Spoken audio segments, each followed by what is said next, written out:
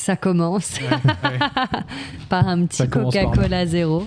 On est sponsor, on peut se le permettre, attends. Oui. Mais bien sûr. C'est vrai qu'on est sponsor depuis cette année, on a quoi? On a Il nous Coca. file une thune Ouais, Coca. il nous donne, C'est incroyable. on a plein de marques comme ça, Dorsel, Coca. Ouais. Ça, c'est toi qui t'es démené, Florine, pour avoir Ouais, Dorsel. encore merci. Hein. Ouais. Avec plaisir. C'est d'ailleurs le slogan de Dorsel, avec plaisir. Avec plaisir. C'est vrai? Tout à fait. Mais c'est vrai, Et on avait dit qu'on commençait une nouvelle saison en étant moins graveleux et on voit que vraiment on tient 30 secondes. Bravo à nous. Je tiens pas plus en général de toute façon. Voilà. Salut Coco. Je t'appelle Coco parce que tout le monde s'appelle Coco dans le journalisme. Si tout le monde dépasse d'une demi-journée, qu'est-ce qui se passe, moi? L'année prochaine, je skie au mois de juillet. Mais vous êtes complètement con!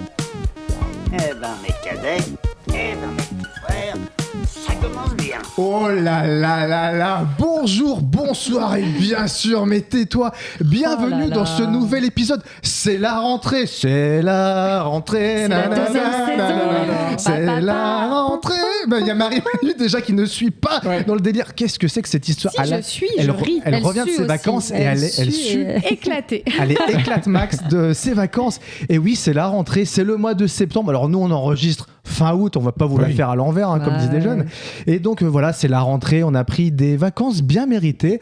Un petit repos, il est là, il est beau, il a pas mis son polo. C'est Olivier Bonaventure. Oui, bonjour à tous, moi je suis très heureux de vous retrouver. Et il a muet parce qu'il a une voix hyper aiguë. Copain des bois. Je sais pas. Ouais, j'ai un t-shirt Copain des bois. C'était un livre quand j'étais gamin, Copain des bois, où t'apprenais à faire des cabanes dans la forêt, un peu comme le manuel des castors juniors. Et voilà, ça s'appelait Copain des bois. Et moi, les 3 dernières fois que je t'ai vu, t'avais ce t-shirt. Donc faudrait songer à. C'était les 3 derniers jours, donc du coup. J'allais dire, Marie-Manu m'a charrié là-dessus parce qu'apparemment on ne met plus des t-shirts avec des inscriptions. Ça ne se fait plus depuis 2012. Marie-Manu, c'est un peu la fashion police du groupe, on va le dire. C'est revenu un peu. Oui. Bon, mais après, on a le droit de pas aimer, j'aime pas trop. Voilà. Elle a donné son avis en premier sur le t-shirt d'Olivier. Elle est en face de moi, elle est toute zébron, elle est toute bronzée. C'est Marie-Manu. C'est vrai que je suis bronzée. Mais Marie-Manu, comment fais-tu pour être aussi bronzée? Est-ce que c'est les origines en vacances? C'est un peu les origines. C'est un peu les origines. Et la Kabylie, merci papa. Et puis sinon, je suis partie en vacances à Barcelone et en Malaisie. Oh, arrête. Oh là là, c'est à côté, c'est le bilan carbone de Marie-Manu. Aussi, Et je pars en Bretagne après me reposer parce qu'en fait, c'était pas reposant ces vacances, finalement. Elle est à ma droite, c'est ma préf, ça n'a pas changé, c'est Florine Moreau. Comment ça, ma petite Florine Moreau? Qui est toute aussi bronzée. Oui, un peu moins parce que j'ai pas les mêmes origines, mais j'ai quand même essayé de taffer mon bronzage. Moi aussi, à Barcelone et en Espagne plus en général. Sur le Tour de France en particulier. Et également dans mon sud-ouest parce que quand même, il n'y a rien de mieux que le sud-ouest et pas ceux du sud-ouest. Et du coup, j'étais à Cabreton et c'était génial. Voilà. Et puis moi, puisque tout le monde me demande... où est-ce que t'es parti? Thibaut, où est-ce que t'es parti? Donc, je suis parti une petite semaine, dans le sud-ouest. Voilà. Bon, à Hendaye, j'ai pas eu la meilleure semaine du monde niveau temps, mais écoutez, c'est pas si mal. Une semaine, c'est très court. Hein. J'ai pas énormément. T'as pas déconnecté? J'ai pas trop déconnecté. Mais je pars dans un mois au Japon. Voilà. Écoutez, donc là, on prend les vraies vacances. Écoutez. Bon, est-ce que ce serait pas le moment de balancer un petit peu le sommaire de cette émission? Qu'est-ce que vous en pensez? C'est une excellente idée. Alors on reprend cette nouvelle saison avec, vous l'attendez tous, tout le monde les aime, c'est nos fameux Star Match, les Star Match, les Star Match, les Star Match. Voilà, les Star Match, on aime bien s'amuser avec. Et puis on espère que vous, auditeurs et auditrices qui écoutez les émissions, vous faites des petits Star Match, je sais pas, avec vos potes en famille. Moi j'ai fait découvrir les Star Match à mes parents qui n'écoutent pas le podcast. D'accord. Du coup, ils sont toujours en vacances en même temps. Est-ce que ça leur donnait envie d'écouter l'émission? Oh là, c'est compliqué, mais c'est rigolo. Enfin, si ça vous fait rire, voilà la conclusion. Donc j'embrasse mes parents qui ne m'écoutent toujours pas. Je pense que c'est le meilleur encouragement qu'on ait eu des parents de Florine en tout cas. Oui. J'ai osé dire que ça marchait, donc j'espère que vous, auditeurs, vous leur prouverez et vous leur en parlerez. Bon, on aura aussi une petite chronique de Marie-Manu, évidemment les éternelles actus insolites. On aura aussi une petite improvisation à la manière de Serge Le Mito. On aura un petit blind test musical et on finira, comme de bien entendu, par les recocos, les recocus et les recos culturels. Est-ce que ça vous va comme programme, les cocos? Quelle belle reprise. Ah là là, oui, quelle belle reprise. Donc, qui dit reprise, dit vacances. Alors vous, Olivier, qu'est-ce que t'as fait de tes vacances? Alors toi, je t'imagine déjà, toi, t'étais au Cap Ferret, t'as mangé des huîtres et tout sur la dune du Pilat. Quasiment. Il y avait de la mer, effectivement, pas loin de moi. J'étais à Corfou, en Grèce. D'accord. Voilà. Et c'est pour ça que tu as ce corps de fou en rentrant de vacances. excellent. Et je la prépare depuis 3 semaines. Je me doute. Et après une petite semaine à la montagne, voilà. Et ça pourrait être aussi effectivement ma recocu parce que la montagne l'été, c'est génial. Si jamais tu devais trouver un slogan comme ça pour la montagne, direct. Un truc qui me vient comme ça, la montagne, ça vous gagne peut-être. Mais vraiment... Est-ce qu'on peut arrêter de recommander des lieux dans les recos culturels? Oui, mais la montagne, c'était quoi la montagne? Parce que ça veut tout dire, rien dire. C'était où à la montagne? C'était à Morzine. À Morzine, d'accord. Très chouette. J'ai fait de l'acrobranche, du canyoning, plein d'activités. Mais t'étais en colo en fait. J'étais quasiment en colo. On a fait des macramés, des scooby-doo. Je me suis fait plein de copains, c'était génial. Je me suis fait toucher par le mono, excellent. On a fait des bananes flambées au chocolat le soir autour du feu, c'était génial. La mono du canyoning, j'aurais pas dit. Bref, sans restaurant. Oh là là, ça y est. Bon, Marie-Manu, donc toi tu nous l'as dit, c'était la Malaisie et puis Barcelone et tout.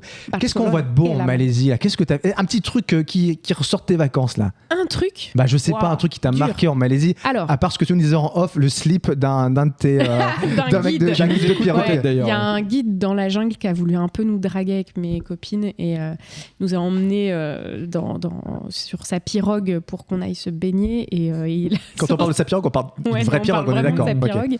Et puis il a commencé à se mettre en maillot. Il se trouve que c'était un maillot mais le plus dégueulasse que vous puissiez imaginer, orange et enfin voilà, c'était une anecdote. Genre Borat quoi. Ouais, vraiment. Mais tu nous as dit en off que tu étais quand même allé, quoi, tu t'en foutais. Pas du tout, chers auditeurs.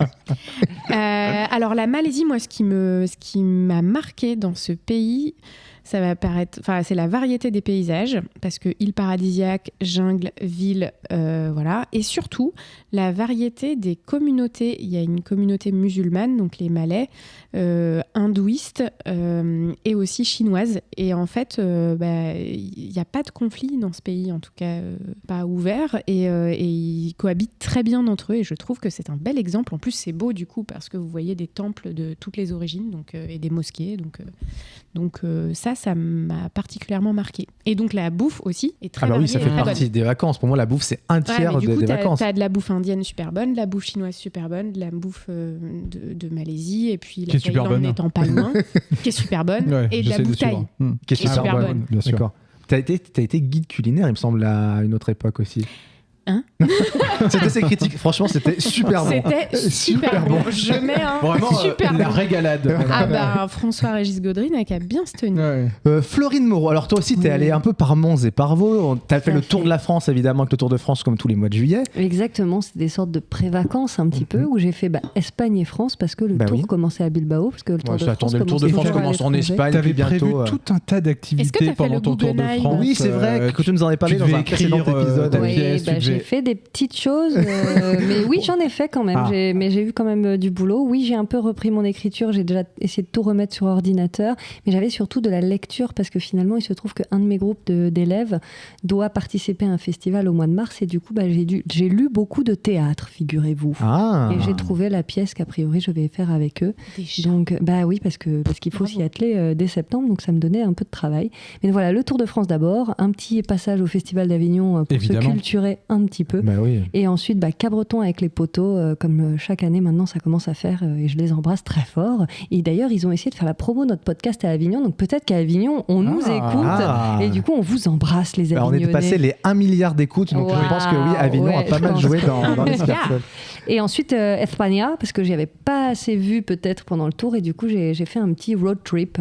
Enfin, c'est pas du tout espagnol, road trip, mais voilà. Un road trip. Road trip. Et voilà. Et je suis revenue hier fraîche et reposée après toutes ces vacances et toutes ces péripéties. Bon, très bien. Qui dit rentrée dit rentrée.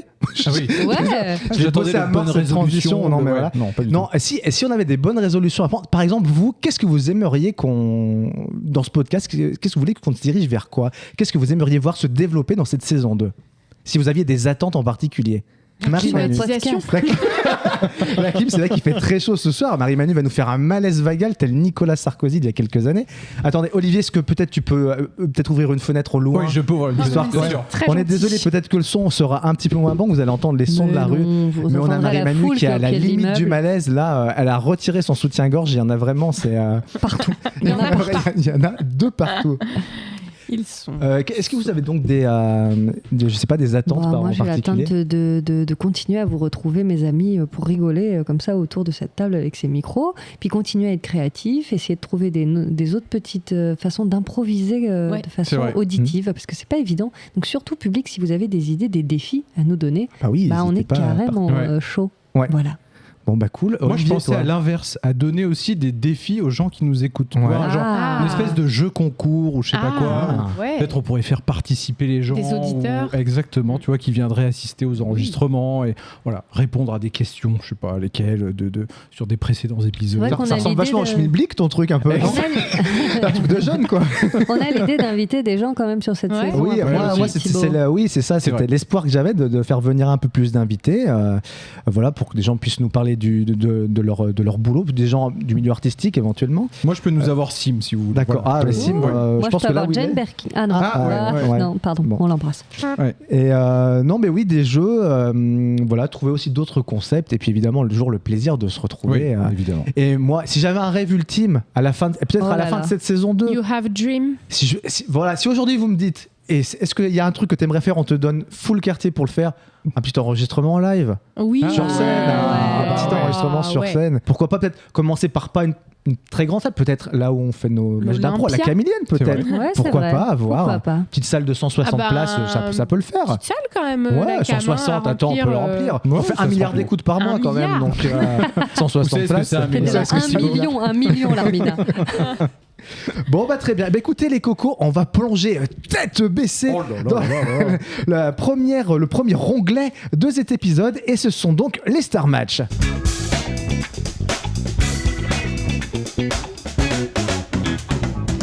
Alors les Star Match, on rappelle très vite fait qu'est-ce que c'est, les gens commencent de connaître, mais s'il y a des gens qui nous découvrent aujourd'hui, le Star Match, qu'est-ce que c'est ? C'est un jeu de mots entre deux stars, on donne une définition et le but étant de trouver les deux stars qui matchent ensemble. Ça fait un jeu de mots avec donc les deux noms des personnalités. On s'est aperçu au fil des émissions qu'il y avait des gens qui donnaient des petites thématiques. On a Marie-Manu qui nous a fait une petite thématique nourriture.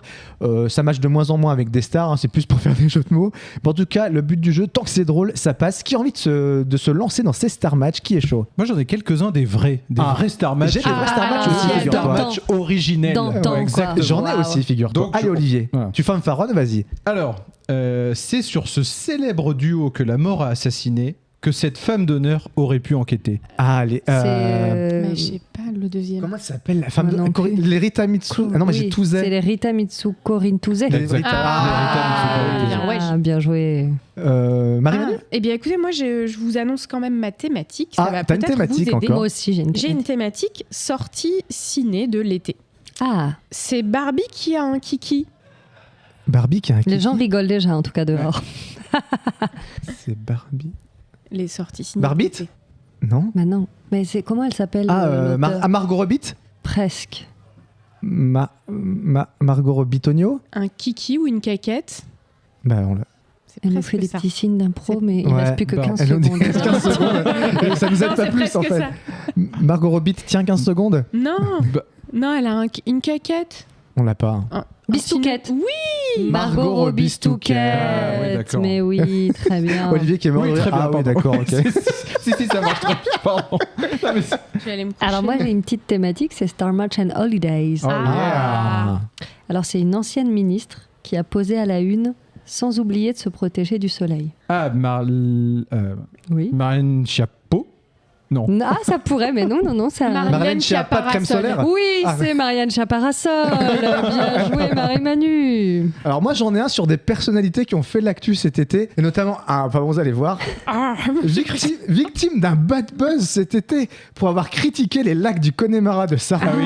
Elle file en Arabie Saoudite dans le club de foot Al Hilal pour mettre sa famille à l'abri du besoin.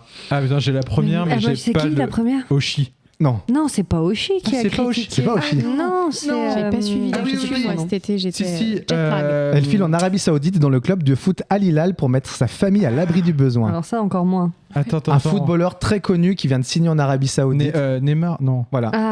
Donc ça finit par la première. Elle chante les derniers jours du disco. Mais oui, Juliette Armanet. Juliette Armanet-Mar. Bien joué. Ce marin d'eau douce, grand adepte de la pipe, aurait du style avec des chaussures aux coutures jaunes. Capitaine Haddock Martins. Capitaine Haddock Martins. Wow, mais la Bravo. rapidité. C'est ce qu'elle dit d'autre. Thibaut. Allez, Manu. J'ai peur maintenant. Quand Sally rencontre Ken. Bah non, attends. Quand Sally rencontre Ken, il faut trouver le nom de la meuf qui jouait Sally. Ah putain, Je l'ai pas. Non, attends, elle s'est toute refait faire la gueule, elle était toute mignonne avant. Elle jouait que dans des comédies romantiques. Putain, comment elle s'appelle déjà? Non, c'est pas Goldie Hawn, c'est. Je sais plus, je l'ai plus. Moi, je l'ai pas non plus. Alors, faut trouver. je suis sûr que je l'aurais pas. Faut trouver Ryan Gosling, donc c'est Ryan Gosling. Meg Ryan Gosling. Oui, merci. Meg Ryan Gosling. Putain. Ah oui, Meg Ryan. Ah mais oui. Ouais. Très bon. C'est également Audrey Fleurot qui s'est refait faire la gueule. Là, je l'ai vu sur des pubs. C'est l'enfer. J'ai fait qui est cette femme rousse qui était si belle. Ils l'ont Elle est peut-être botoxée. retouchée, non Je pense qu'ils l'ont picouillée. Enfin bref. Ah ouais, d'accord. Allez, c'est parti. Chroniqueuse télé et radio. Brune et jolie, allez, je vais rajouter ça, à se faire pipi dessus. Putain, attends, c'est super. Chroniqueuse radio. Allez, ex d'un homme de gauche. Oui. Celle qui a les lunettes en écaille de tortue, là? Non, Audrey Pulvar. Métis. Ah putain, je me suis trompée. Alors, Oui, du coup, Audrey non. Pulvar. Ah oui, non, mais c'est pas Audrey Pulvar. Du coup, je me suis trompée. Excusez-moi, j'aurais pas dû rajouter cette précision. Non, pardon, pas. Excusez-moi. Non, c'est. Qui a été avec un politique, non? Non, du coup, cette partie-là, vous oubliez. Une chroniqueuse, il y en a. Télé et radio, petite brune, qui marche bien, qui est plutôt jolie. Putain, alors je l'ai pas du tout, hein. À se faire pipi dessus. Ah, ça, c'est là. Ça se finit par un continent, un truc comme ça? Non. Est-ce que c'est sur les On est toujours sur les vacances, ce qu'il y a sur les plages. Qu'est-ce qu'on se fait pipi? Non, mais il y a une règle où on dit il faut les faire méduses, méduses. Voilà, donc ça finit par Med. Ça finit par mais. Mais je l'ai pas du tout. Ah, tant pis, je suis désolée. Léa Salamé.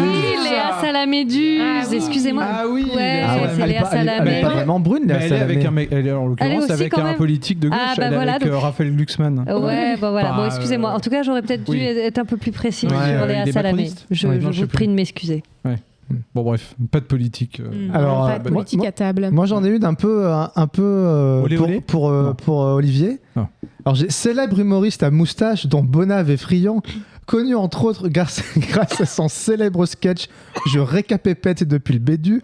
Il aime également s'habiller en rouge avec une frange pas ouf et un verre de vin à la main pour faire des sketchs sur Radio Bistrot. Wow, c'est hyper long. C'est très long, mais c'est pas difficile à trouver. Tu peux nous la redire un coup? Ah ouais. Célèbre humoriste à moustache dont Bonave est friand, connu entre autres grâce à son célèbre sketch Je récapépète depuis le bédu. Il aime également s'habiller en rouge avec une frange pas ouf et un verre de vin à la main à faire des sketchs sur Radio Bistrot. Mais c'est bien quand on cherche un peu comme ça, les gens ils trouvent. C'est Coluche et Anne Romanoff. Alors, il y a Anne Romanoff, mais c'est pas Coluche en premier. Il avait pas de moustache, Coluche. Non. Célèbre humoriste à moustache. C'est pas Popek, c'est l'autre. Il y en a pas 10 000. Merde. Et là, Olivier est su. Je sais. Non, mais attends, c'est la rentrée. Faut se remettre dans les dossiers. C'est Anne Romanoff. Ça se finit par Anne. Ouais. En toute logique. Ah, oui. Ah. Ça y est, c'est reparti. Il ne les a plus. Hein. Merde. Si. Ça commence par un R, son prénom. Hein. Oui, je le vois. Roland McDan. Roland McDan Roumanoff. Roland McDan, bien sûr. Bah attends, Olivier, il l'adore, Roland McDan. T'es allé le voir. Là, pas plus tard qu'il y a. Voilà. Là. Allez. On est dans les humoristes. S'il n'avait pas succombé aux petites femmes de Pigalle, il serait sûrement tombé sous le charme de cet humoriste qui ne raconte pas que des salades. Alors attends. Wow. Mais là, moi, je l'aurais pas. Je l'ai pas, qu'il ne raconte pas. J'ai le premier. C'est quoi les petites femmes de Pigalle? Serge Lama, une meuf. Une qui ne humoriste raconte pas que des salades. Elle vient du Sud-Est. Mado la niçoise. Serge Mado la niçoise. Je me souviens pas de ça. Elle dit ça tout le temps, ça? Elle dit non, des salades. Salades niçoises. Attends, il y avait un truc dans le truc. Le mec, il nous a fait une Inception de Star Match. Marie-Manu. Oppenheimer aurait aimé avoir un seul enfant de lui. Alors, oui. Attends. Alors, j'ai la deuxième. Ouais, mais j'ai pas le premier nom. Attends, le premier. Sortie cinéma. Oui, Oppenheimer. Il faut trouver Christopher Nolan. C'est Cillian. Cillian Murphy. Cillian Murphy. Cillian Murphy le Barnet. Ah, voilà. Ah oui, ça se dit Cillian. Ça se dit Cillian. Ça se disait Kylian. Attends. Cillian, je crois que ça se dit. Okay. Je crois que c'est Cillian. On l'embrasse très fort, hein, d'ailleurs. Moi, je l'embrasse très fort depuis 2006. Moi aussi, okay. Oui. Mais alors, on a le droit de dire qu'on l'embrasse très fort. Attendez, là, elles sont en train de se venir hommage. J'ai l'impression que c'est les premiers jours des soldes. Elles sont en train de se crêper le chignon. Allez, pas du tout. C'est une tenniswoman française. Carrée. Non, pas du tout. Carrée. Ah oui, ok. Comme les glaçons qu'il y a dedans. Amélie Mauresmo-Morito. Oui. Oh là là, au cœur. C'est bonne réponse collégiale. Alors, moi j'en ai un qui ne matche pas avec deux stars, mais je le fais parce que je l'ai trouvé drôle quand je l'ai fait. Alors, célèbre acteur de kung-fu dans les années 60-70. Un panda. Il aime malgré tout les bouquins de Marc Lévy. Bruce Lee.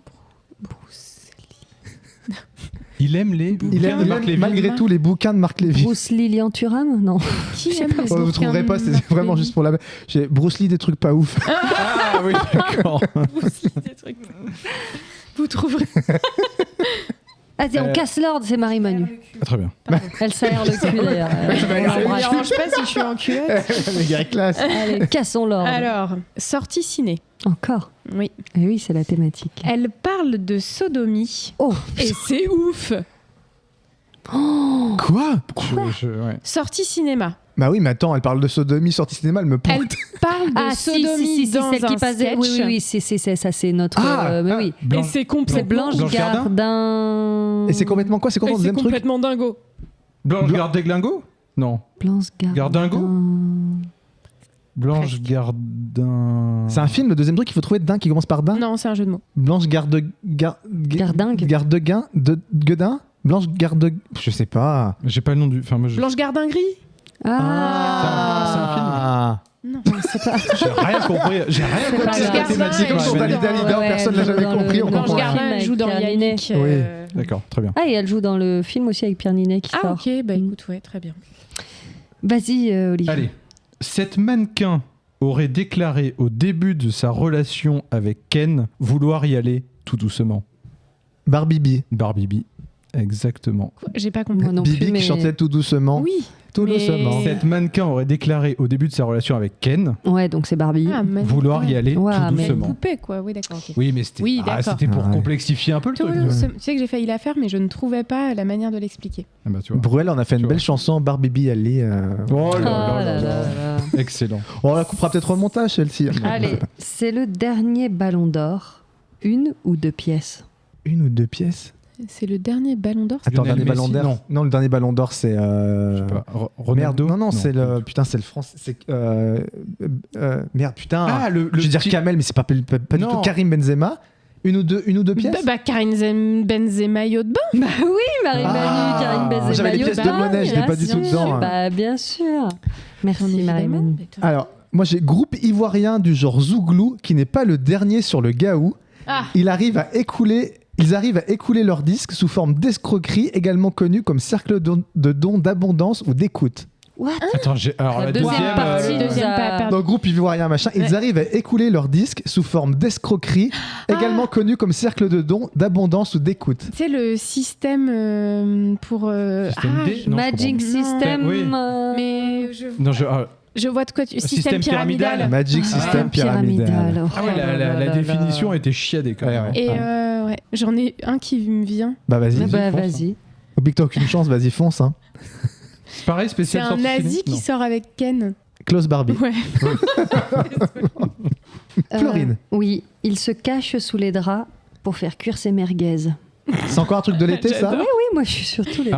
Il se cache sous ses draps. Avec un barbecue? Non, pas du tout. Oui, mais il se cache sous les draps. Qu'est-ce qui se cache sous les draps? Un monstre, un fantôme? Ah oui. Oui, non, chanteur. Ouais. Ah oui. On va se cacher. C'est nul, la Benabarbecue. Benabarbecue, merci. Ah ouais. Moi, il m'en reste 2. Oh là là. Je montre 3 avec les doigts, donc je suis fatigué. Moi, il m'en reste 1. Et je monte 5 avec les mains. Qu'est-ce qu'on rigole.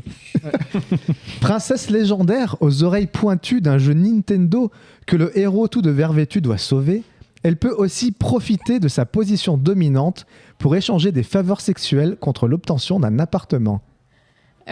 C'est Zelda. Oui, mais la deuxième. Bah ouais, Zelda Darmanin. Princesse Zeldarman. Ça balance un peu. Écoutez, je pense que peut-être que le podcast va être censuré par le système. Écoutez, peut-être. Allez, j'en ai une petite. Allez, vas-y. Avec son long cou qui fait poète-poète, j'en peux déjà plus. Elle n'a pas sa place dans la caravane de ce chanteur. Sophie la Girafelle. Sophie la Girafelle. Et j'ai écouté cette chanson aujourd'hui au boulot, pas plus tard que cet après-midi. Caravane. Et t'as un peu dodeliné du coup en disant ça, Olivier. Je sais pas pourquoi. Il dodelinait sur cette définition. Et nous partons, allez viens. Florine, il t'en reste combien? Non, moi ça y est, c'est fini. T'en as encore ma petite bonave ou pas? Moi, il me reste une. Non, c'est tout pour moi.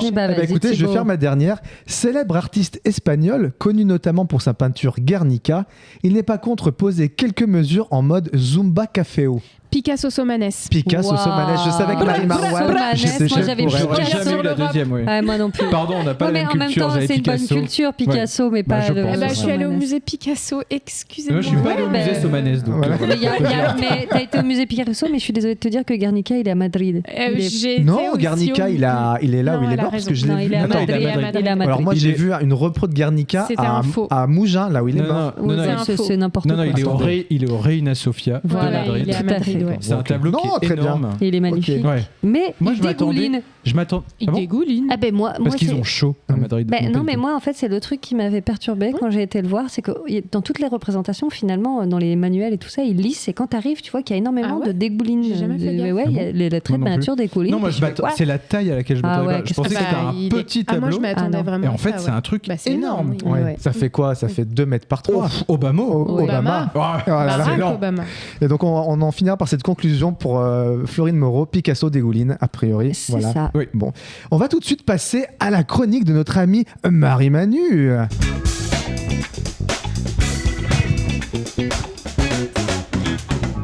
Et en fait, Marie-Manu a cédé sa place rapidement et je pense qu'elle allait prendre l'air à la fenêtre pour céder sa place à Sandrine, notre coach que l'on a déjà écouté dans un précédent épisode. À vous, Sandrine. Merci beaucoup, merci Thibaut. Bonjour à toutes, bonjour à tous. C'est Sandrine, votre coach de vie, coach d'une vie, coach de la vie. Alors visiblement, vous rentrez tous de vacances, je le vois à vos petites têtes bronzées. Bah oui, on est parti en août, on est parti dans le Limousin. Oui, c'est bien, en août, fait pas trop chaud, fait quand même beau. On a loué un petit gîte avec un couple d'amis parce que c'est une région pas encore trop touristique. Le Limousin, on s'en fout. Moi, ce qui m'intéresse, c'est votre retour au travail. Comment masquer votre démotivation à votre supérieur hiérarchique ? Appelons-le Michel. Comment dissimuler votre envie de boire de l'eau de Javel en écoutant Kyo près du ficus de la compta ? Comment simuler votre investissement lundi alors que vous empestez encore le monoeil, alors que le spritz coule encore dans vos veines, alors qu'au fond de votre cœur, Bertrand vous attend l'œil goguenard, la merguez à la main, près du barbecue ? Comment allez-vous faire pour ne pas arriver au bureau lundi avec des merguez plein le cartable ? Eh bien, je vais vous donner une méthode pour que votre journée passe vite avec un strict minimum d'efforts à fournir. Je vous propose la technique du shitty meeting, le brainstorming à la merde. C'est très simple. Vous réunissez dans une pièce des gens qui espèrent une promotion depuis 2017. Vous pouvez les repérer facilement, c'est ceux qui prennent des chouquettes au Xanax le matin. Ils ont des lunettes rectangles, ils sont agents de maîtrise. Et vous leur demandez de réfléchir sur le mobilier de la future salle de pause. Appelons cette salle de pause Sophie d'avant. Et c'est parti pour 3h30 en roue libre. Attention, très important, simulez des micro-réactions de temps en temps, riez, raclez-vous la gorge, grattez-vous la jambe pour donner l'illusion à votre auditoire que vous êtes toujours vivant. Et si vous sentez que la tension redescend, alimentez le débat de manière toxique. Ouais, j'entends ton point de vue, Sarah, mais je trouve que l'idée d'Alexis, elle est plus... elle est quand même un peu plus... elle est mieux. Voilà. On arrive à la fin de cette minute coaching. Certains se demandent sans doute est-ce que vous allez nous envoyer le support de la formation parce que je suis pas sûre de pouvoir relire mes notes. J'écris comme un petit cochon ou plutôt comme un médecin. Gna gna gna. C'est non. Voilà. Sur ce, je vous dis à bientôt pour une prochaine minute coaching qui sera sur le thème entretenir des relations toxiques à distance, c'est possible. Oh que de bons conseils. Et moi, je retiens qu'elle a utilisé le mot goguenard. Et ça va me refaire ma rentrée. C'est bien. Pourquoi la salle Sophie d'avant ? Et pourquoi pas, tu vas me dire. Sandrine est partie, je pense. Ouais, c'est dommage, elle nous répondra jamais, on saura jamais. Ouais. Wow. Et quoi de mieux que ce départ de Sandrine pour enchaîner sur les actus tu, les actus insoso, les actus un Lily. Non, c'est beaucoup c'est trop long.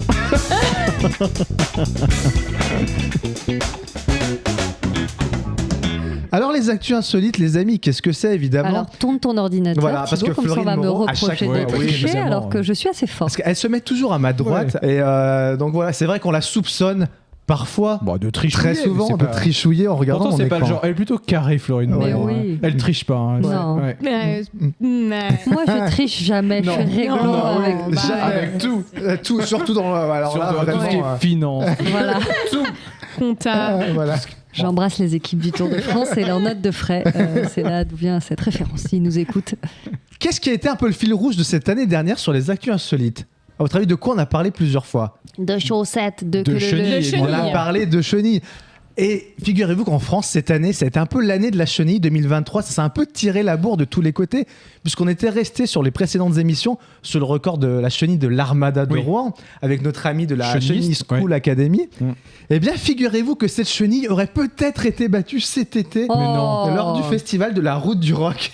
Et oui, les Bretons revendiquent le record des Normands. À Saint-Malo.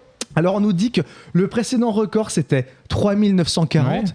Et eux, ils nous disent qu'ils ont fait 3941 dans la chenille. Bon, évidemment, non, c'est juste une blague. En fait, ils ont juste fait une chenille, mais ils n'étaient pas autant.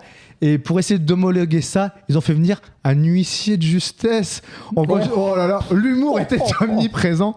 Voilà, ça me faisait plaisir de se partager ce petit truc avec vous. Je sais pas, la chenille cette année, je sais pas ce qui se passe. Il y a un retour de hype.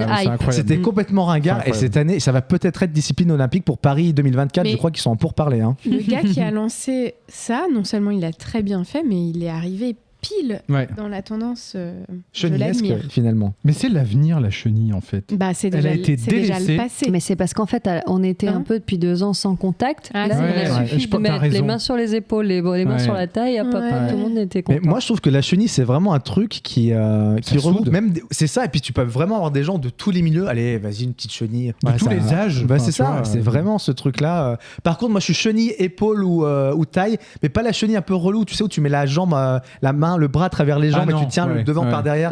Ça, c'est méga relou. Pas cette chenille-là. T'as jamais fait ça? Moi, je faisais ça quand j'étais gamin dans des fêtes et je sais pas, ça m'a toujours un peu. En fait, quand t'es petit, t'as ta tête un peu dans le cul des adultes. C'est pas hyper ouf de ce genre de chenille. Je connaissais pas cette chenille. Je sais pas, il y a peut-être un nom, c'est la chenille. Toi, Olivier, qui est spécialiste un peu en chenille. Oui, la chenille, je te tiens la main par-dessous la jambe. Je sais pas. Oh là là. Bon, on va partir aux États-Unis d'Amérique. Oh bon Dieu. Et il y a 10 000 Américains qui ont tenté quelque chose pour obtenir des sandwichs gratuits à vie. Qu'est-ce qu'ils ont bien pu faire? 10 000. Des sandwichs gratuits à vie, voilà. Où ça? Dans une enseigne particulière? Dans une enseigne McDonald's? C'est pas McDonald's. Subway.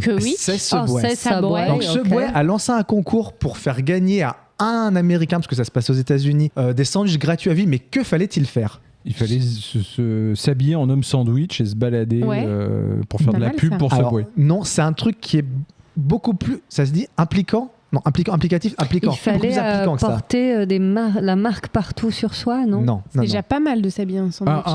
Battre un record, genre du plus rapide mangeage de sandwich Subway. C'est un truc sur sa voiture, un logo, un truc comme ça. Voiture. Non, c'est alors c'est un truc qui se passe sur la personne en elle-même. Mais c'est pas physique. Se faire du body... Non, c'est pas physique.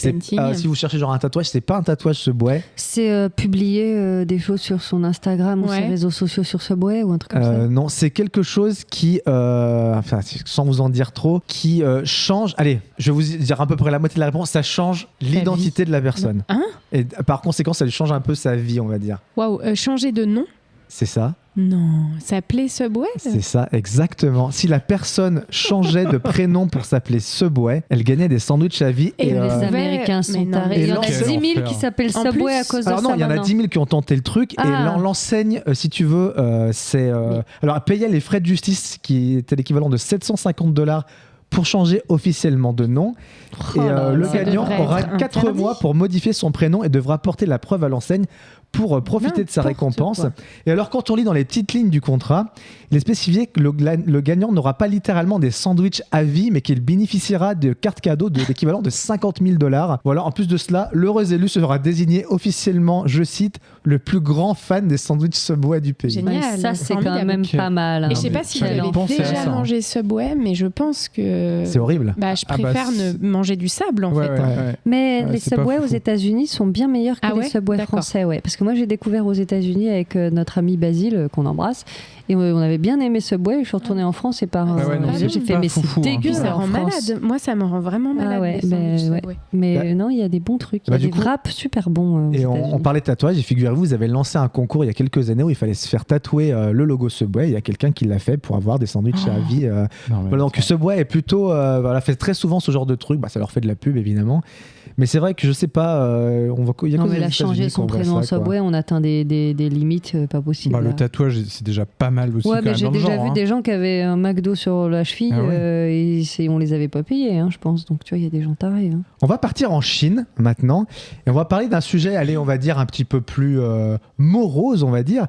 En Chine, ils ont changé quelque chose au niveau des cimetières. Qu'est-ce qu'ils ont changé ? Enfin, en tout cas, déjà un cimetière en particulier a adopté une nouvelle chose. Qu'est-ce qu'ils ont fait ? Des lumières, un truc luminescent, j'en sais rien. C'est pas un truc luminescent. Mais c'est morose.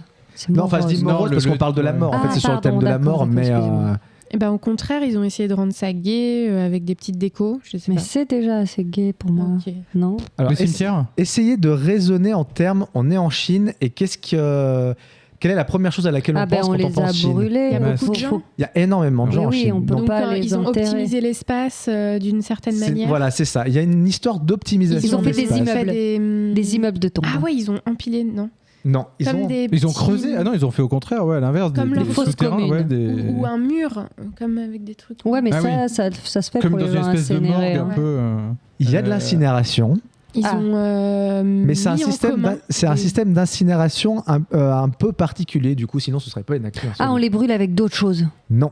Alors c'est pour faire face à la pénurie de terrains urbains et au vieillissement rapide de la population. Il y a beaucoup trop de gens qui meurent, il n'y a plus assez de place. Ouais. Donc en fait, évidemment, la première idée, c'est de les incinérer parce que ça prend moins de place que des cercueils.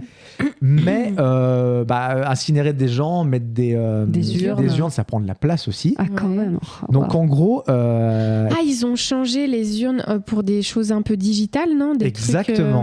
Digitales. Voilà. Je sais pas. On est dans le cimetière 2.0, on passe à l'ère du numérique et en fait c'est des écrans qui diffusent des photos des défunts et en fait donc du coup tu tapes le nom de ton défunt et hop, sur la porte un écran est installé et ça diffuse des photos et des vidéos des défunts et puis tu te recueilles devant et voilà donc c'est 500 parcelles numériques qui ont été vendues à Pékin sur environ 7000 places disponibles et d'ici 2035 Pékin envisage de réduire le total des terres occupées par les cimetières publics à 70% de leur superficie actuelle. Voilà. Mais donc en fait on les brûle, on les met je sais pas où puisque du coup il n'y a pas d'endroit et après on fait un écran. Voilà c'est ça et tu dis bonjour machin.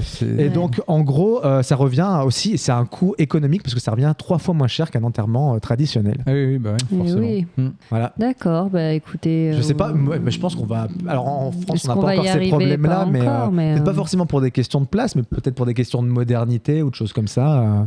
Je pense qu'on en est un peu loin quand même. Peut-être la tradition judéo-chrétienne fait qu'on serait peut-être pas trop près. Ouais, mais en même temps, en Chine, quand même... ils sont pas trop là-dedans. Mais si, les cérémonies pour la mort dans les pays asiatiques, enfin moi je connais un peu pour le Vietnam. Mais c'est hyper gay, que tu t'habilles en blanc, que machin. C'est genre, il y a des commémorations toutes les 2 semaines, enfin c'est hyper long, donc je me dis, mais comment ils vont faire avec ce système Et à la fois, ils n'ont pas les mêmes problématiques Et ils n'ont peut-être pas le choix aussi, tu vois, c'est imposé par le gouvernement. Démographie, On va passer sur un tout autre registre. Moi, j'aime bien les études un peu what the fuck où tu dis vraiment qu'il y a des scientifiques qui se sont penchés là-dessus. Tu dis comment ils arrivent à débloquer des crédits pour ce genre d'études. Et là, ils ont fait une étude qui apparemment est tout à fait sérieuse. Je vais essayer de retrouver le blaze. C'est une société américaine qui s'appelle Gallup. Et qu'est-ce qu'il faut être pour être plus heureux selon eux ? Pour optimiser son bonheur. Pour être plus heureux, il faut faire quoi ? C'est un truc complètement à la con, je vous le dis. Un truc du quotidien ? C'est un truc du quotidien. Manger ou boire un truc particulier ? Non, c'est pas ça. Est-ce que ça implique la sexualité des autres personnes, personnes? Ça implique d'autres personnes. Mais des câlins. On avait déjà dit sentir les aisselles. Non, ça c'était sur un autre truc. Okay. Non, c'était pour réduire le stress, sentir les aisselles. Non, mais c'est un truc dans le genre. Des câlins, des bisous. C'est toucher des gens. Se donner la main. Il y a plus ou moins, voilà, on est plus ou moins dans le truc. Ah, on est un peu dans ce truc-là. Se dire quelque chose de merci. Se papouiller. Quasiment. Se dire quelque chose de positif. Florine Moreau, c'est dire bonjour à ses voisins. Voilà. Excellent. Et tu les réveilles, tu sais, en partant au boulot. Oui, il est 6h30, mais il faut que je vous dise bonjour, Madame Berco. Alors, l'étude s'est concentrée sur le cas des États-Unis où plus de 4500 personnes ont participé à l'enquête sur Internet. Elles ont été invitées à calculer leur score de bien-être en ligne à partir de plusieurs critères liés aux voisins. Et donc, grâce à un indice fixé sur une échelle de 0 à 100, l'échelle montre que le score de bien-être des Américains augmente régulièrement en fonction du nombre de voisins salués. C'est ça que je trouve génial. Passant de 51,5 parmi ceux qui disent bonjour à 0 voisins à 64,1% pour ceux qui saluent 6 voisins. Donc le mec qui salue 50 voisins, c'est le plus heureux du monde, j'ai l'impression. Enfin voilà, j'adore ces études. La Belle et la Bête est arrivée. Bonjour. Salut la famille. Voilà. Je ne connais pas assez pour. C'est vrai. C'est une étude des États-Unis d'Amérique. C'est une étude des États-Unis d'Amérique et on apprend. Après, qui s'appellent tous Subway d'ailleurs dans ce village où ils se disent tous bonjour. Par contre, attendez, une idée reçue que je vais tout de suite faire voler en éclats. Après 6 voisins, il n'y a plus d'avantage à saluer ses voisins. Voilà. Donc le 7e, tu lui mets une mandale. Mais en saluer 6, le 7e jour, le Seigneur s'est reposé. Voilà. Donc, mais en saluer 6 vaut mieux qu'en saluer 5. Qui vaut mieux qu'en saluer 4, qui vaut mieux qu'en saluer... Enfin bon, bref. Et donc, ce sont les Américains plus âgés qui saluent, qui sont les plus nombreux à saluer leurs voisins. Voilà, les jeunes saluent moins. Tant les jeunes aujourd'hui, de toute façon, c'est plus que c'est. Ils sont toujours sur leur smartphone et leur TikTok, leur truc à la con, là, comme ça. Bon, bah voilà. Ils sont belges alors. Ils sont belges. C'est les Américains belges aujourd'hui. Et donc, écoutez, là, on parlait de bonheur. Donc, je vais terminer par cette dernière actu insolite. Et ben, selon des experts, comment passer une journée parfaite? Qu'est-ce qu'il faut faire? Des gens disant bonjour à ses voisins. C'est ça. Bonjour à ses voisins. Est-ce que ça implique plusieurs choses? Ça implique, alors c'est en 3 étapes. Alors, j'ai envie d'appeler ces 3 étapes le matin, l'après-midi et le soir. Permettez-moi. Une journée parfaite. Alors voilà, par quoi faut commencer une journée qui peut devenir parfaite? Un petit déjeuner. Un petit déjeuner à ma gauche. Du sport pour Florine Moreau. Marie-Manu. Bien dormir. Faire l'amour? Ouais. Faire l'amour. Faire l'amour le matin, eh bien écoutez, ça améliore sa capacité à répondre au stress. Ok. Oh, ok. Voilà, et ça booste le sentiment de confiance en soi et de détente, figurez-vous. Oui, parce que si on y arrive alors qu'on pue de la gueule, c'est de le faire avec votre conconjoint, vous pouvez le faire avec quelqu'un. Voilà. Et alors, selon une sexothérapeute, sexologue, 9h serait l'horaire. Non, c'est pas. 9 pardon. 9h, tu rigoles. 9 heures de sexe, mais c'est pas possible. Non, mais j'aurais jamais. Moi, je tiens à peine 8h50, alors 9h, t'imagines? Non, ça n'a rien à voir. Je lis en diagonale. C'est pour ça. Non, 9h serait l'horaire parfait pour consulter votre thérapeute. Voilà. Ah, tu l'appelles? Est-ce que c'est pendant que je baise? Oui, vas-y. Non, apparemment, je pense que parce qu'en fait, ils disent que tu as moins le temps de cogiter pendant ta journée. Donc, en gros, de consulter ton thérapeute le matin, c'est mieux que de consulter en fin d'après-midi.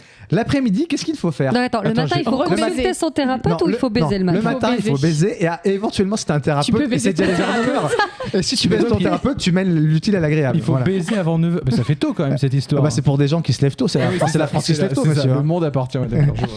L'après-midi, qu'est-ce qu'il faut faire? Parce que tu bosses quand même dans une vie où t'es heureux. Je le baise.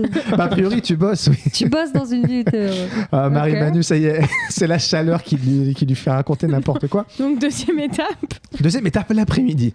Ça, c'est pas très compliqué. Tu prends un café, une petite sieste, évidemment. Et oui, bonne nouvelle, la légendaire sieste de l'après-midi est recommandée, évidemment. Et bien sûr. Vers 15h, la plupart des gens ressentent une baisse d'énergie, combinée à une augmentation de la somnolence. Faire une sieste de 20 minutes et une petite baisse d'une demi... Non, ça, c'est pas dans le truc. Faire une sieste de 20 minutes, à ce moment-là, est idéal. C'est suffisamment éloigné de l'heure du coucher pour ne pas perturber votre sommeil futur. Moi, je suis hyper d'accord. J'ai mon petit coup de barre à 16h. Et si je pouvais faire des siestes de 20 minutes... il arrive beaucoup plus tôt, le coup de barre. C'est après le déj, il me faut un quart d'heure, 20 minutes. Vers quelle heure? Vers 10h30, 11h? Non, mais vraiment, 20 minutes mais c'est hyper efficace. Moi, j'ai des coups de barre entre 15 et 16, c'est horrible. Tout le temps. Mais apparemment, ça vient aussi de la nourriture qu'on mange. Oui. On a, voilà, enfin bon, bref. Moi, toujours à 16h, on est dormir, bref. J'ai un gros coup de barre entre 23h et 7h du matin. Mais c'est terrible. Tu t'endors systématiquement tous les jours. C'est fou. Et alors, le soir, mes amis? Qu'est-ce qu'il faut faire le soir pour finir, pour clore du sport, boire de l'alcool, du sport pour Florine Moreau. Et une deuxième chose aussi, faire du sport, évidemment, ça libère les endorphines. Se laver, non, ils en parlent pas. Ah, c'est con parce que ça aide à se sentir bien quand même. Une fois de temps en temps, c'est le sport, il y a un autre truc. Non, ils disent qu'il faut surtout pas se laver parce que justement, non, il y a faire un autre truc aussi qu'on peut faire le soir. Pour la méditation. Aussi. Non, arrête avec tes conneries. C'est vraiment un truc de gaucho, ça. Pour se faire plaisir. Lire. Non, arrête, ça c'est vraiment un truc d'un télo, c'est lire. Non, mais qui fait ça? Faire un câlin. Non, on l'a déjà fait le matin, le câlin. Mais non, mais pas baiser, 2 fois par jour. Un câlin, un hug, tu vois. Câlinou. Ah oui, un petit câlinou, non. Bah écoutez, je vais vous donner la réponse. C'est tout simplement faire la cuisine. La cuisine. Parce que contrairement aux idées reçues, monsieur Tim Spector, auteur et cofondateur de l'application nutritionnelle Zoé, nous encourage à manger un bon repas du soir. En matière de pic de glycémie et de métabolisation des graisses, il n'y a aucune différence à manger le matin ou le soir. Donc retarder ou sauter le petit déjeuner pourrait même être bon pour le métabolisme. C'est ce qu'on appelle le fameux jeûne intermittent, évidemment. Tu les sors d'où ces études? Écoutez, ça c'est sur slide.fr que j'ai trouvé cette info. Et non, parce qu'on dit souvent non, le soir il faut manger léger, il faut pas faire un gros repas parce qu'après on a des ballonnements. Écoutez, c'est faux. Écoutez-moi bien. Je suis pas sûr qu'il faille non plus se gaver comme une oie. Je suis pas certain non plus, mais bon. Faut manger à sa faim. Si c'est Zoé qui le dit, le professeur c'est Zoé. une voiture aussi, Zoé. Donc on résume, le matin, on fait un petit câlin crapuleux. Si on a un thérapeute qu'on sent pas bien, on va le voir idéalement à 9h, c'est mieux. C'est pas mal. L'après-midi, une petite sieste. Le soir, un bon petit gueuleton. Et puis après, un petit peu de sport. Voilà. Ouais. Je sais pas parce qu'on fait le sport après avoir mangé. Non, je pense ou en même temps, je sais pas. En même temps, c'est que tu cours, tu grignotes. On est sur une sacrée étude quand même. On sent le truc. Et tu manges pas trop léger, en courant sur ton tapis. Mange une bonne choucroutasse. Bon écoutez les amis, les actus insolites sont terminées et on va passer à l'impro de cet épisode. C'est une impro à la manière de Serge le Mytho.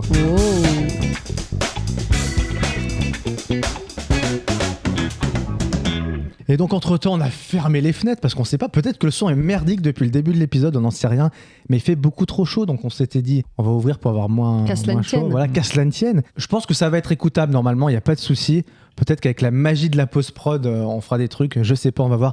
Et Marie-Manu qui est en train de s'étouffer avec un gros radis. Non, c'est un truc que Florine a préparé. Quoi? Qu'est-ce que c'est? Quoi? C'est ton petit wrap, jambon boursin. Je suis en train de manger. Ils sont excellents. Ils sont délicieux. Excellents. Donc, on va passer à l'improvisation de cet épisode à la manière de Serge le Mytho. A priori, Olivier était pas méga chaud pour le faire.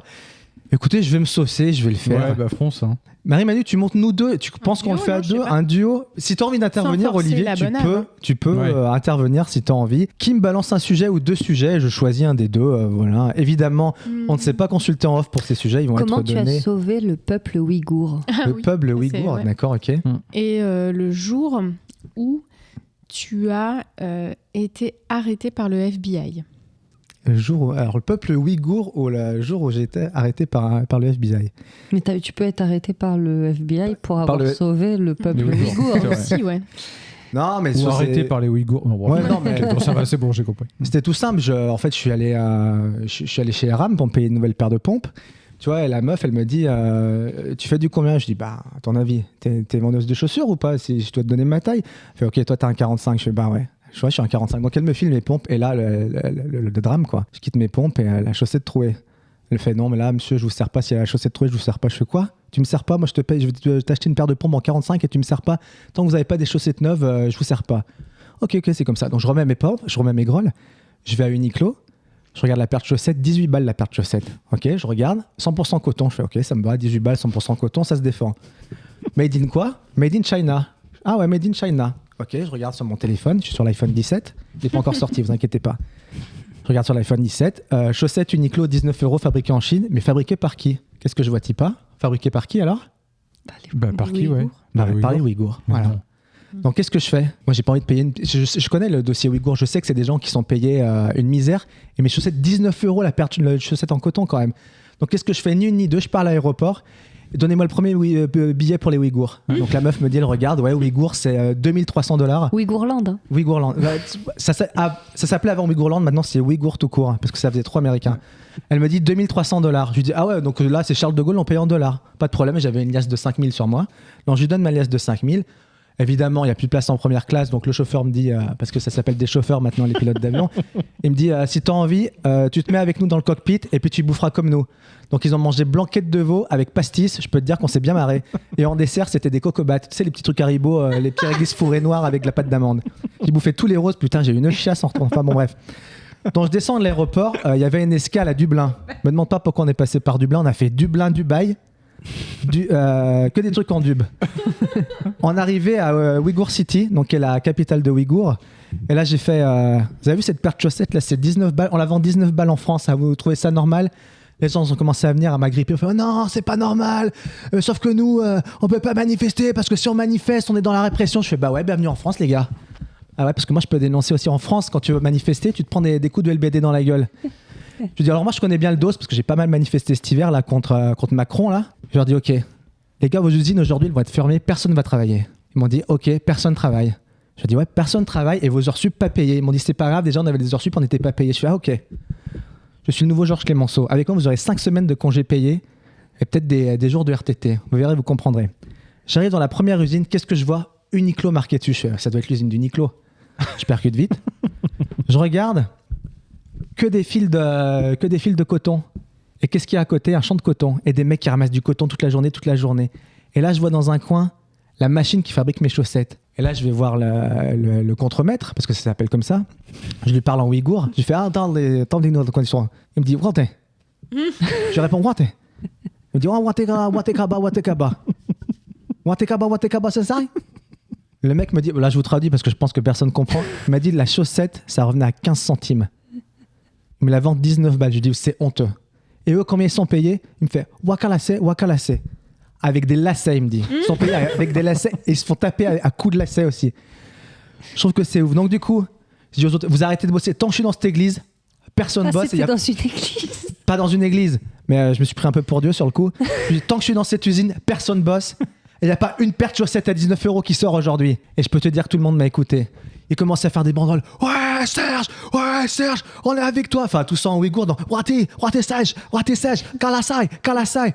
J'étais comme ça. Ils m'ont commencé à me porter. J'ai fait un slam dans le public, vous savez, comme dans les concerts de rock. Et je suis arrivé au début de l'usine. Et là, je tombe sur qui? Le président des États-Unis du Ouïghour. Il me fait Kalakasai. Je dis, va Serge France. Il dit, regarde ça, vous le savez. J'ai entendu parler de toi, il me dit. C'est toi qui veux faire fermer... Là, je reprends en français parce que sinon, c'est trop compliqué. C'est toi qui veux me faire fermer mon usine et pour me planter Uniqlo? Je fais ouais. Parce que moi, ces chaussettes-là, elles doivent plus être faites pour 19 centimes. Il faut qu'elles soient moins vendues 45 centimes chez vous. Dis 45 centimes. Ok. 37 centimes. Je dis 38 centimes. Et là, négociation. Au bout de 12 heures, on arrive à négocier le truc. Elles sortent à 47 centimes, les chaussettes. Wow. Donc là, les Ouïghours, ils augmentent leur salaire. Là, de un lacet, ils passent à une chaussure. Je peux te dire qu'ils étaient quand même plutôt contents. Du coup, je repars à l'aéroport. Les mecs, tu sais, le truc là pour monter dans l'avion, le petit escalator. En fait, eux, ils se sont tous empilés. Ils étaient à peu près 347. Ils se sont empilés pour faire les marches. J'ai dû monter dans l'avion comme ça. Même pas besoin de l'escalator pour monter dans l'avion. Du coup, l'avion décolle. J'ouvre la fenêtre, je leur fais coucou, machin. Ouais, salut, je reviendrai, m'oubliez pas, machin. Donc, je repars à Paris. À l'aéroport, elle m'a dit ça s'est bien passé, j'ai plutôt géré comme d'hab et je suis retourné chez le marchand de chaussures. Alors, j'y suis retourné à pieds nus. J'ai mis mes chaussettes sous le nez, j'ai dit là, les pompons 45, tu me les vends ou tu me les vends pas? Elle m'a dit bah là je te les vends. Du coup j'ai lâché mes 25 €, je suis parti. Voilà, donc c'est comme ça que j'ai libéré le peuple ouïghour. Waouh, Serge, mais bravo. Incroyable, t'es incroyable Sergio. Bravo. Bah, écoutez, merci, ça m'a bien fait plaisir. Voilà. Bon bah les cocos, écoutez, sans transition, je sais absolument pas ce que ça va donner. Je suis parti un peu dans toutes les directions. Ça marchait bien. Voilà. Bon bah écoutez les cocos, on aime bien la musique ici, et donc je vous ai prévu un petit blind test. Alors on avait déjà fait des petits blind tests sur des émissions précédentes. À chaque fois je cherchais une petite thématique. On a eu des mash-up, donc c'était 2 chansons mélangées. On a eu des chansons jouées à la manière du Moyen-Âge. Ouais. Et là, aujourd'hui, ce sont des chansons de rock connues, mais reprises à la façon jazz. C'est parti.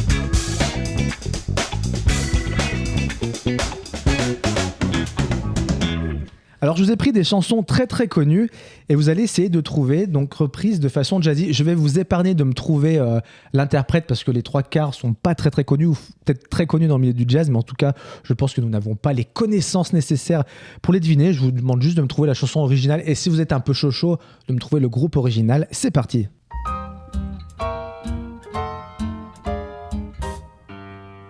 Là, c'est l'intro, hein.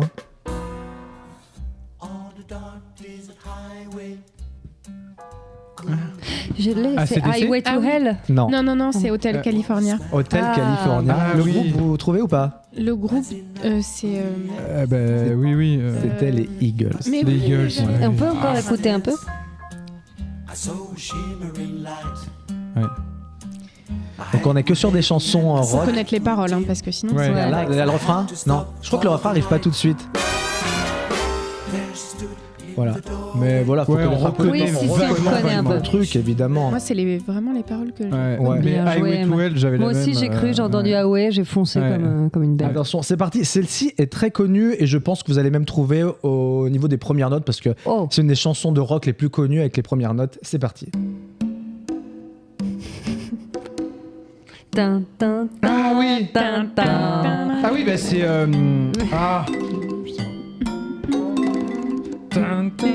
Mais on sait pas, c'est le seul truc que je sais faire. C'est Nirvana, c'est pas du tout. Non, pas du tout. C'est pas du tout Nirvana, c'est bien antérieur à Nirvana. Tu confonds avec Ah oui, Alors la traduction française c'est Violet Profond, le nom du groupe. Deep Purple, Deep Purple, avec Smoke on the Water. Oui, bien sûr. C'est un des premiers morceaux qu'on apprend quand on fait de la guitare, le... Bah non, moi c'est l'autre, c'est... Oui, c'était Tintin.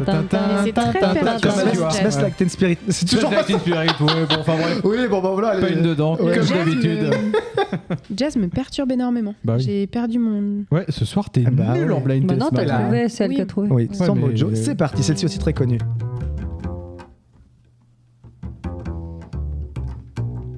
On est sur la contrebasse là. Mais moi je connais l'air, je pourrais chantonner, mais on sait que ça sert à rien. Si, ça peut aider. Hein. Aussi, Attendez, mais...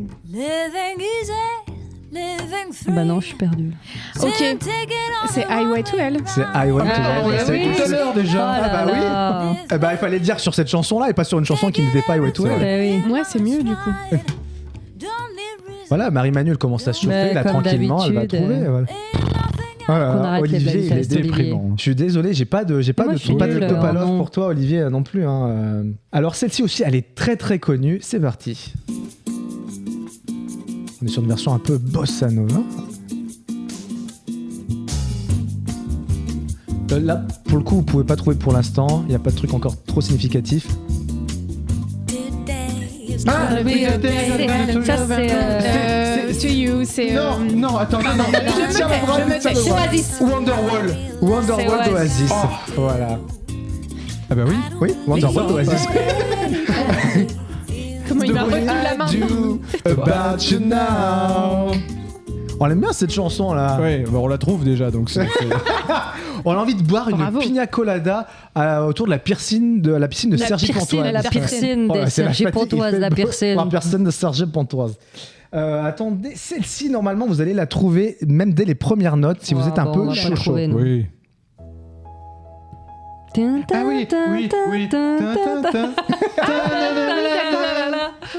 Ah oui, c'est...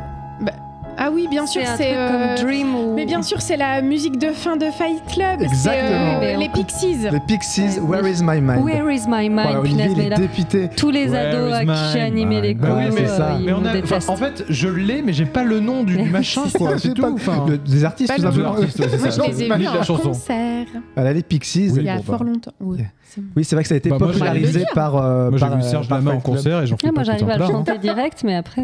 Bah oui, pareil. Alors, attention, celle-ci, chanson très très connue aussi. Dès les premières notes.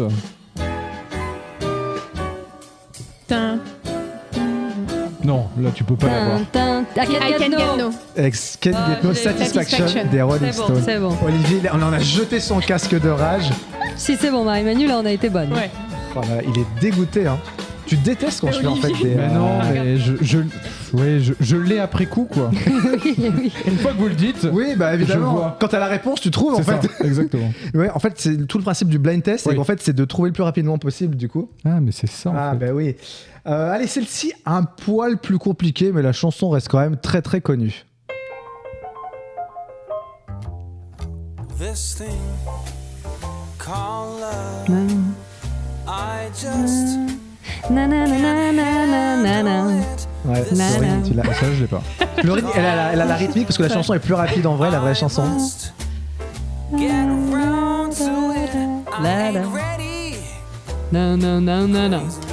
Là, il vient de dire le nom de la chanson. Hein. Oh là là. I Get Ready. Non, A Crazy Little Thing Called Love de Queen. Oh là là, nana. Mais oui. Ah non, tu l'as pas Je sais pas moi l'original. Ça, les deux fois plus rapide l'original. Le jazz me perturbe énormément. Qu'est-ce qui te perturbe? La Les rythmique. reprises en jazz, ça me perd complètement dans la musicalité. Pourtant, celle-ci, elle gardait quand même pas mal. Puis j'ai chanté vite par-dessus pour voir le bon truc, mais alors là, j'ai pas cool. Mais mon oreille est pas. Non. Allez, celle-ci, elle est très connue. C'est un des groupes de rock les plus connus au monde. Coldplay et Rolling Stones. Il y a toujours la petite intro qui représente pas trop la chanson.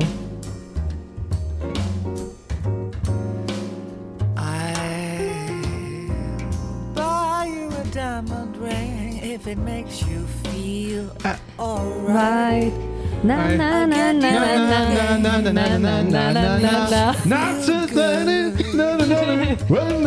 C'est ça. Bah oui. Can't buy me love. Bah, je sais pas qui c'est. Can Buy Me Love des Beatles. Des Beatles. J'avais pas idée à Beatles, j'ai pas osé. Je vais dire, bah pareil, je me suis dit, je vais dire énorme connerie. Bah, mais de toute façon, t'as des comas à voir pour se mettre Active Spirit. Tout à l'heure, t'aurais pu dire les Beatles. Ça restait Nirvana. Oui, mais là, ça restait les Beatles. Il y a jamais eu Nirvana. Attends, Smells Like Teen Spirit, c'est pas Nirvana? Si, mais elle n'est pas passée cette. C'est vrai. Alors, celle-ci, elle est très très connue aussi également. Elle a cartonné il y a. Arrêtez de nous mettre la pression. Il y a une vingtaine d'années, elle continue toujours de cartonner. Ah oui, Ah, ça fait White Stripes. C'est White Stripes. Exactement. Les White Stripes. Et le titre? Bravo. Line, je sais plus quoi. Non, attends. White Line. Don't wanna hear about it. C'est pas White Nation Line. Army. Seven Nation Army. Oui. Ah, quand même. Il a le smile hein, quand même. Il est content, il a trouvé. Bon, enfin une demi. Demi-smile. Et alors, on va en tenter une petite dernière. Un groupe. C'est pas mal ce truc un peu jazz. Ouais, on est bien. Un groupe qui a bien marché dans la fin des années 70 et vraiment les années 80. C'est parti. Mais fort bon. Un groupe anglais, je crois. Les Bee Gees.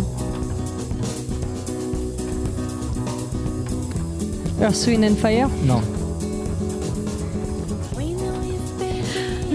I can get enough. I just can't get enough. I just can't get enough. Et le groupe, du coup, Dépêche Mode. Dépêche Mode, ça. Voilà. C'était Dépêche Mode. Mais c'est une reprise, non?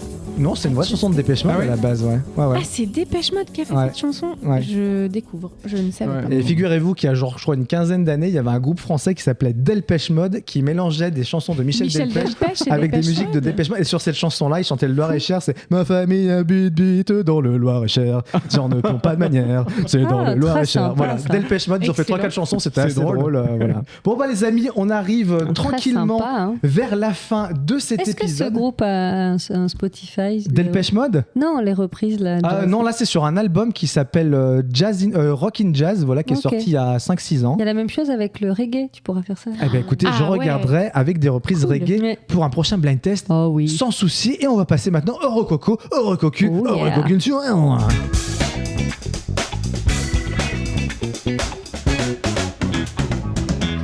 Je pensais boire un verre d'eau et j'ai bu un verre de Floc, j'étais très surpris. Voilà, je sais pas pourquoi il y a du Floc dans mon verre. Tu bois pas de l'Armagnac, toi, dans ta petite gourde. C'est très bizarre. Les cocos qui ont envie de se fendre de ces recos culturels, qui ont envie de commencer. Florine, elle lève la main, c'est parti. Alors j'en ai 3, donc je vais aller extrêmement vite. La première, c'est un truc sur Netflix. Puisque j'ai fait le Tour de France, je vous conseille Au cœur du peloton, le documentaire sur le Tour de France de l'année dernière. C'est vraiment passionnant, j'ai adoré alors que je m'intéresse peu au vélo, et ben ça m'a fait surkiffer et j'ai envie de m'y connaître un peu plus. Voilà. Deuxième recocu, c'est évidemment Poisson Rouge, un film qui va sortir le 27 septembre par nos amis Les Autres, qui est un film improvisé. Et on embrasse du coup Guillaume Darnaud, Julie Galibert, enfin toute la clique, car il sort le 27 septembre dans les cinémas, dans plein de petits cinés. Ils vont faire d'ailleurs des partenariats avec différents cinémas, et donc on verra où ça se joue. Mais je sais que moi, ici les Moulineaux, on va essayer de faire jouer ce film. Quand tu dis que c'est un film improvisé, c'est-à-dire en gros, c'est qu'il y a plein de dialogues qui ont été improvisés. Voilà, donc ils ont la trame narrative et après exactement, ils ont le sujet et après super. ils se sont lâchés et il paraît que c'est super. Voilà, donc rien que la bande-annonce, je vous conseille Poisson Rouge, elle est super. Oui, Marie. On est d'accord que tu le recommandes sans l'avoir vu, mais exactement. Pour inviter les gens à aller. Parce que je pense que ça va avoir une petite sortie à mon avis. Oui, dans c'est les une copies. petite sortie. Ils comptent sur nous, cool, donc je sais qu'on a quand même beaucoup d'amis improvisateurs qui nous écoutent et je trouve qu'il faut aller les voir, il faut les motiver et peut-être faire des partenariats avec les différents groupes d'impro. Et dernière chose, c'est une application que je vous conseille, qui m'a été conseillée par mon neveu qui a pourtant que 12 ans. C'est Tinder. Mais non, c'est pas du tout Tinder. Ça m'a pris déjà 3 semaines. C'est Duolingo. C'est une application pour apprendre les langues sous forme de jeu. Et moi, je me suis mis à l'espagnol et au vietnamien et je m'éclate avec cette petite application. Le vietnamien, c'est rigolo. Bah ouais, étonnamment. Ouais. C'est bizarre. Hein. Ouais, c'est bizarre. Mais tu parles espagnol à la base ? Ouais, mais en fait, j'ai beaucoup oublié mon espagnol. Donc, du coup, ils te font une petite mise à niveau. Ils voient, même j'ai fait anglais et du coup, ça te met dans des étapes. Et après, c'est un système de jeu où tu gagnes des points et tout ça. Et en gros, tu te dis, je m'engage à en faire 10 minutes par jour. Redis le nom du Duolingo. Ouais. Et franchement, c'est très, très rigolo. Et tu te prends au jeu parce que du coup, après, tu es dans des ligues. Il faut essayer dans les 3 premiers pour essayer de monter, gagner des points. Et en fait, ça arrive à te happer. Et on retient quand même les trucs qu'on apprend ou Ouais. Bah, t'es obligé parce qu'après, en fait, quand tu payes pas le service, parce que du coup, tu perds des vies, puis tu n'as plus de vie, tu peux refaire des exercices pour regagner des vies. Et franchement, c'est assez rigolo. Et voilà, j'encourage les gens qui, au lieu de regarder des fois scroller 45 minutes de vidéos de chat, peuvent faire 10 minutes d'une langue et c'est quand même plus sympa. Allez, bim, ça balance. Et bam. Bon, cool, très belle reco culturelle. Qui a envie de se fendre Olivier, non, je te sens. Allez, je prends la suite. Allez. Moi, je vous recommande une série que j'ai regardée cet été qui s'appelle Hijack, qui est une série d'une saison en 7 épisodes qui est dispo sur Canal et c'est autour d'un détournement d'avion. Voilà. Donc c'est une espèce de semi-huis clos parce qu'il se passe quand même des choses à terre. Un quart de clos, tu veux dire, à peu près. Très bon. Dans cette série, on va comprendre au milieu pourquoi les terroristes détournent l'avion. Il y a un héros qui prend un peu le dessus, alors j'ai plus le nom de l'acteur en tête, mais qui a un personnage haut en couleur, qu'on a envie de suivre. C'est un Américain qui sauve le monde ou même pas ? Comment ça se termine d'ailleurs cette série ? C'est un Anglais. Non, ils vont en Angleterre. C'est des Anglais. C'est une série. Il me semble bien que c'est une série anglaise. Okay. Et voilà. Donc je vous en dis pas plus sur la fin, mais c'est prenant. Je me suis fait le truc en moins d'une journée, quoi. D'accord, ok. Très chouette. T'avais bien rien à foutre pendant tes vacances quand même. Exactement. Voilà. Qu'est-ce que j'ai pu m'emmerder. Total. Ouais. Marie-Manu, tu veux y aller ou tu veux que j'y aille ? Tout à fait, je vais y aller. Je vais vous recommander un film qui s'appelle Rice Boy Sleeps. C'est un film de Anthony Shim qui date de l'année dernière.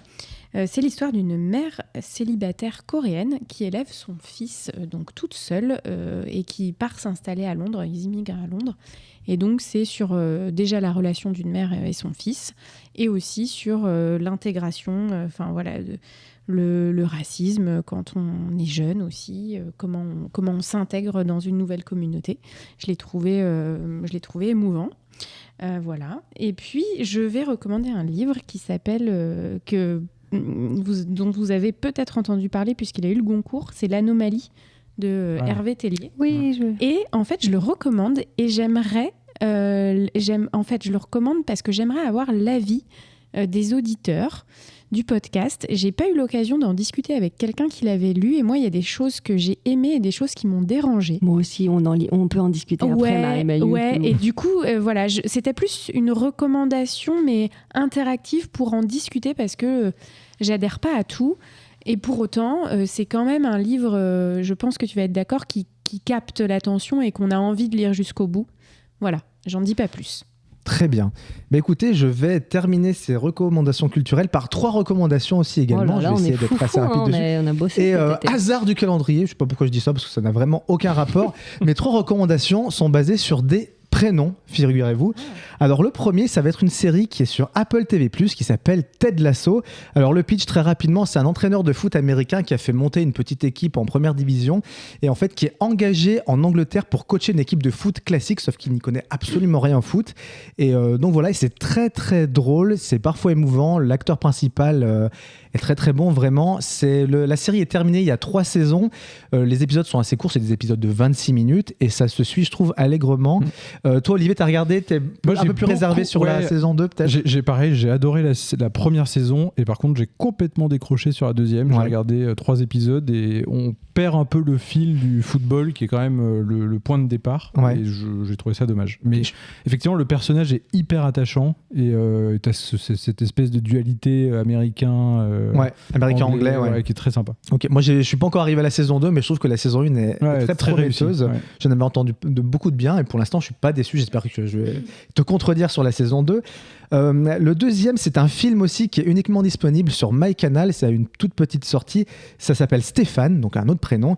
C'est réalisé par Timothée Hochet avec comme comédien principal Lucas Pastor. Et le pitch très rapidement. Donc c'est Tim qui est un cinéaste amateur qui met en scène son 4e court-métrage qui est un thriller d'espionnage. Et au cours d'une scène, alors qu'il dirige plusieurs de ses amis, un homme entre brusquement dans le champ et il s'agit d'un certain Stéphane.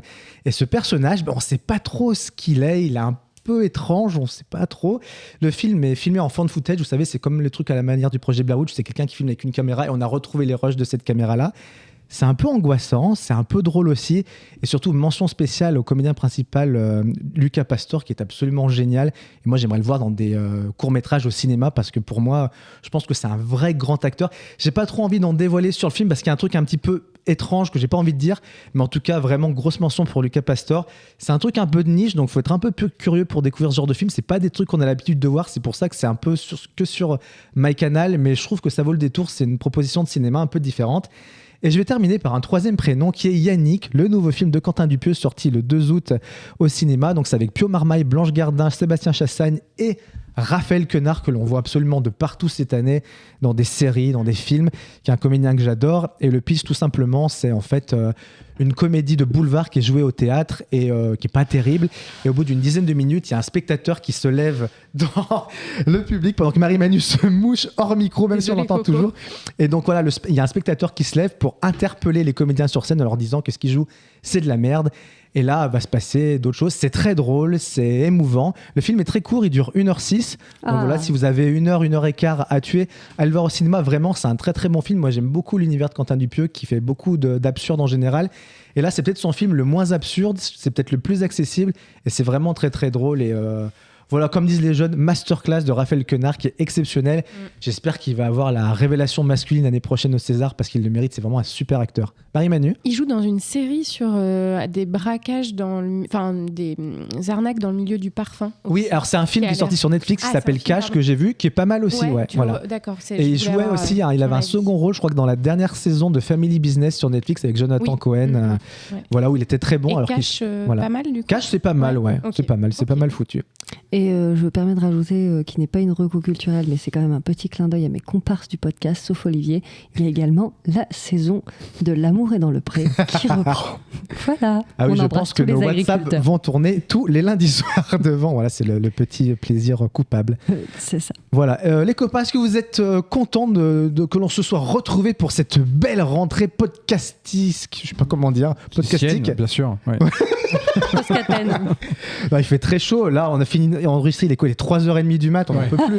On est fatigué. Moi, j'ai trouvé ça c'était mais long. Bon, écoutez, comme c'est nul, on va se retrouver dans 15 jours pour un nouvel épisode. Vous voulez que je me mouche ? Écoutez, et puis évidemment, on vous fait d'énormes bisous. Ciao, ciao. Adios. Salut. Bisous. Les cons. Il va faire pleurer l'obélisque. Il va changer l'eau des olives. Chacun y va avec ses super expressions. Si c'est pour dire des conneries pareilles, ça vaut mieux que tu fermes ta gueule, hein.